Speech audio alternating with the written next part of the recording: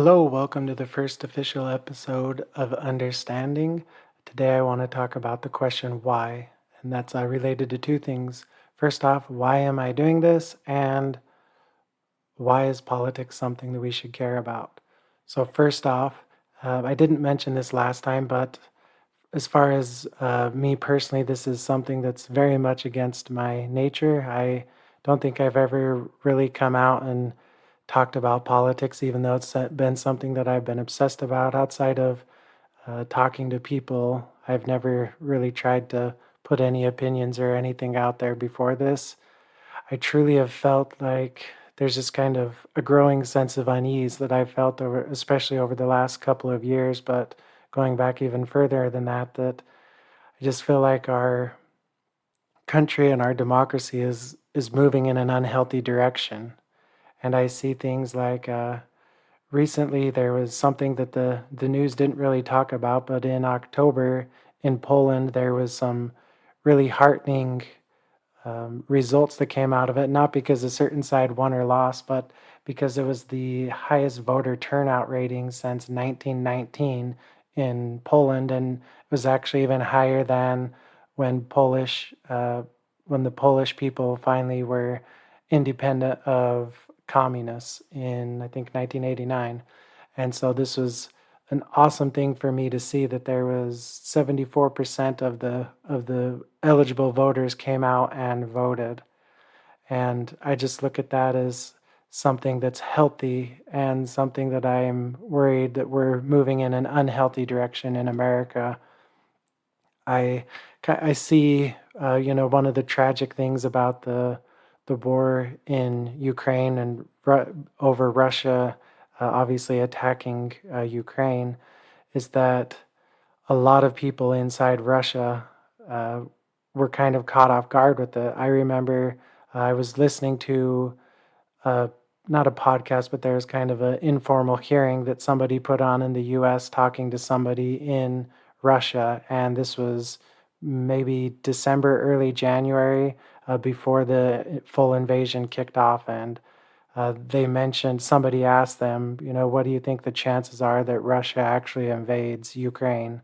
And the person said, there's no way that this is going to happen. We've always considered Ukraine like brothers and sisters to us. They referred to the fact that almost every single member in Russia and in Ukraine have family that live in both countries, and uh, they just couldn't see any way that there would be a possibility that Russia would actually attack Ukraine.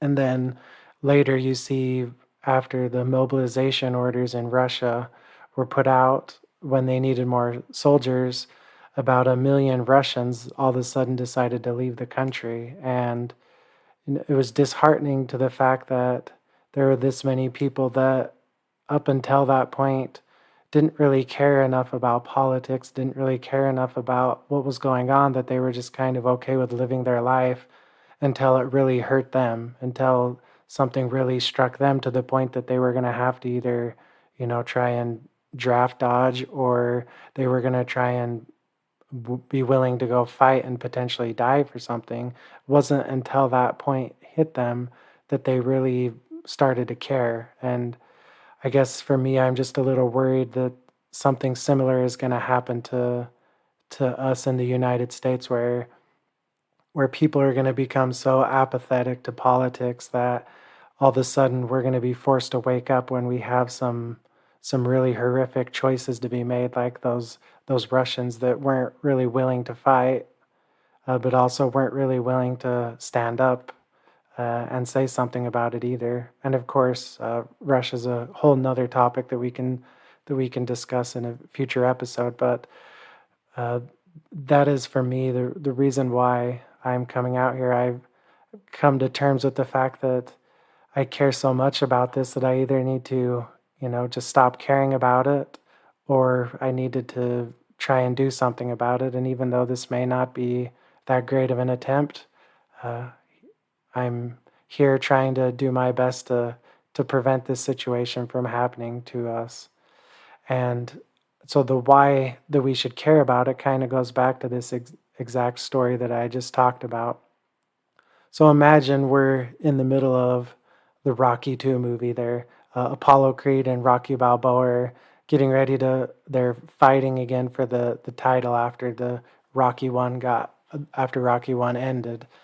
And you put in this huge 200-pound heavyweight bag inside the arena, and you get old Mick, Rocky Balboa's trainer, in there pumping him up, saying, "All right, all right, Rock, you need to get in there and you need to finish him."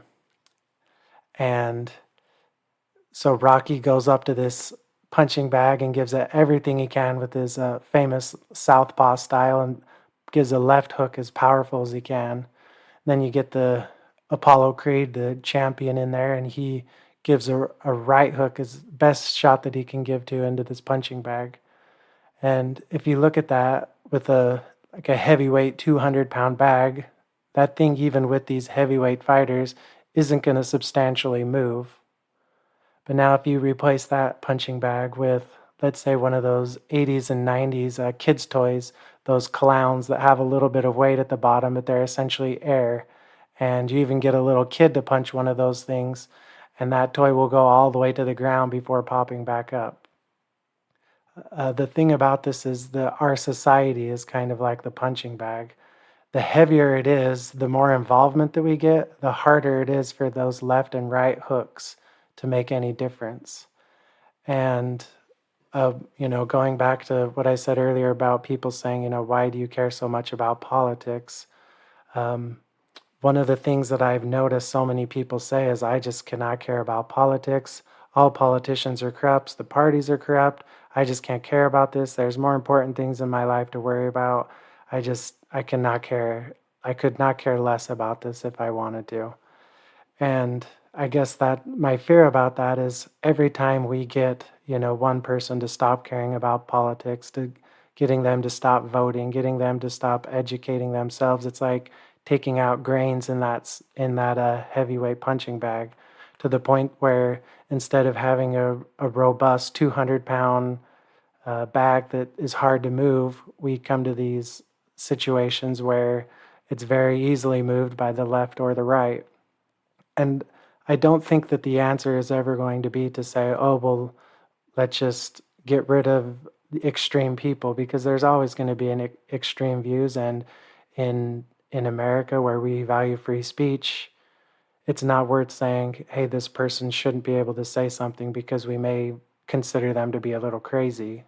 The best way to handle situations like this is to have a very educated um, class of people that may be leaning to the left or to the right. It doesn't actually matter, but just enough good people that are willing to listen and be engaged. They don't have to be, every single day talking about politics. They don't need to be running for political roles in the country. They don't need to be out putting flyers and talking to everybody that they meet about it. They just need to be good, ordinary citizens that are involved enough that they understand the issues and why they're voting for what they're voting, whether that's somebody, voting Democrat or Republican. But they're doing it because they understand the issues. They're doing it because they've kind of at least have a general understanding of what's at stake for these issues, and then letting them vote, because it becomes a lot harder for 100 people to be swayed by one or two people, where it can be quite a bit easier for one person to sway 10 or 20 people. And so the more and more people that we get involved, the healthier our society is. And I don't know how that really looks, because it's hard to tell people that don't care about politics, that maybe are so sick of politics that they don't even want to talk about it at all. It's hard to get those people to care and understand that. But that's exactly why I'm growing more and more concerned, because, like I said, like I mentioned with those people in Russia, all of a sudden it came to the point where they decided, well, now it's past the point where we can no longer just be ostriches, where we're just sticking our hands in, or our heads in into the dirt, and we're just going to pretend like nothing's going on. because there's going to come eventually a point where we have to care about something, whether that's economic problems or whatever the problems may be. Hopefully, we never get to the point where there's some drastic thing that happens in our country where all of a sudden everyone's kind of shaken out of the stupor. I would I would prefer to, and I think everyone would prefer to see that we just kind of come together, not in some kumbaya of everybody agreeing with the same thing, because that's never going to happen, but just getting together and recognizing the fact that this actually is vital. It's vital to the health of our democracy. It's vital to the health of our nation to understand the fact that we need people of all viewpoints, and we need people that are level headed, that are willing to listen to other people, that are willing to, take a little bit of time and maybe even listen to some stupid person making a podcast about this to just get people to understand that it actually is important, and we don't want to get to the point where we all of a sudden find ourselves saying, wow, I didn't realize that America was in such bad shape. We either need to get out of here or do something drastic.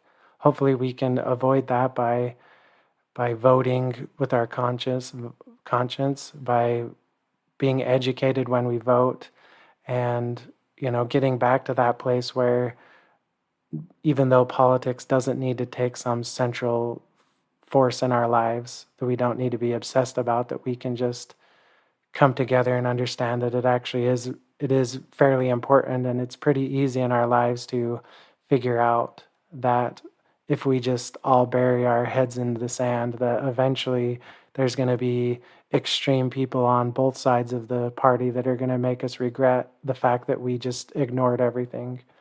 And so I guess that's my plea to everybody, especially coming up on, at this time it's getting close to the holiday season with Thanksgiving and Christmas, New Year's, that as we take some time to be around our family and friends and loved ones, that it may maybe try and figure out some ways that we can broach topics without trying to turn it into some crazy family fight or a fight among friends, but just being able to ask simple questions like, hey, why do you support this thing? Or why do you think this is good? Or why do you think that this is bad? And not try and uh, force people to listen to your point of view, but actually just take a moment to listen, because more often than not, we can do a lot better good by listening and understanding other people's point of views. And I think that also you will be quite a bit surprised that maybe some of the opinions that you had on somebody maybe not knowing exactly what they're talking about, or just being foolish, that you'll understand that, oh, there actually is a reason why they believe this, and it actually makes some level of sense even if you don't agree with it. And so I just hope that at this time we can kind of figure out ways within our own communities and with our own families to address this, because if we can't do it with people that we love and care about, then how can we in any way do this with people that we don't know, like on social media? And that's one of the problems with these platforms, is that you can get anonymous people to make anonymous claims to other people and say things that they probably would never say if they were in front of somebody. And so I think that the place where we need to start from is just being able to engage with people that don't agree with us, and recognize that everyone has opinions for their reason, and try and understand those things rather than just convince everybody that you're the only one that has the right opinion. And so I hope that going into this time that we can maybe just take a break from the fighting and just try and do a little more listening, and get a little more understanding when we talk about politics, because it actually is vital to our success and our continue of democracy in this world, which truthfully I think is something that we should all be a little more concerned about these days. So hopefully you all have a good holiday season, and thanks for listening.